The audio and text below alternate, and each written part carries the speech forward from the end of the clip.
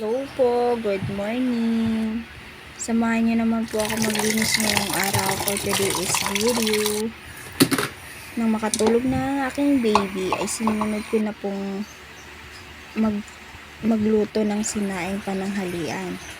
At nang maluto na po ang aking sinaing ay isinunod ko na rin pong maghugas ng plato. At habang nga pong naghuhugas ako ng pinggan ay iniisip ko po kung anong pong isusunod ko. At naisip ko nga pong isunod ko pong linisan tong divider namin, lagay ng mga gamit, at nagsilaglagan na po talaga yung alikabok. Yan. Sa pagkakatanda ko po, ang last ng linis ko po nito before pa ako manganak. 3 months na po ang pagkakatanda ko nito. At ngayon na naman lang po ulit ako makapaglinis dito.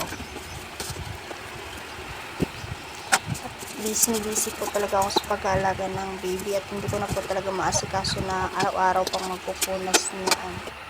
Kaya napagpansyahan ko po ang linisin. At kung napapansin nyo nga po, pakakuha ko ng gamit, ay agad ko na rin naman po siyang binabalik pag natapos akong punasan at walisan siya. Pag nawala ko na po yung alikabok niya. Kasi po wala po talaga akong mapaglagyan dyan. Hindi ko na po malaman kung saan ko na po ilalagay yung mga tinatanggal kong gamit. Yan po. Sa buhay talaga ng mga mom, kailangan po talaga natin umisip araw-araw ng mga gagawin natin araw-araw. Lalo pa po't may mga baby tayo na kailangan po talagang pagtuunan ng pansin. At kung paano po natin maisisingit pa ang lahat ng ating mga gawain sa araw-araw. At sinunod ko na nga rin pong linisan dyan yung mga lagay ni baby ng gamit. Kasi po naliglagan na rin naman po siya ng mga alikabok. Kaya nilinis ko na rin po yan. Kung napapansin nyo, hindi lahat nalinisan. Kasi po, inaano ko po yung oras na baka magising yung baby at hindi ko matapos yung mga gagawain ko. Ang pagpapasyan ko po na sa next day na rin po yung iba na malinisan. At least po, araw-araw tayo may nagagawang gawain. Hindi lang po yung pag-aalaga natin sa baby. At least po, meron tayong nagagawa na kahit papano luminis ang ating bahay.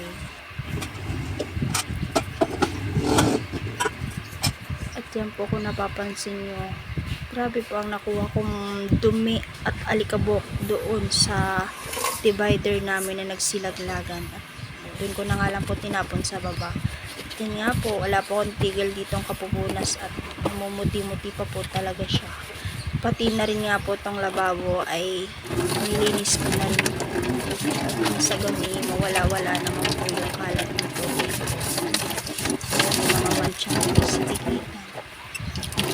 At sana po i-follow nyo rin po ako. At yung hindi pa po nakapag-subscribe, subscribe nyo na rin po ako. Maraming salamat po sa mga nanonood.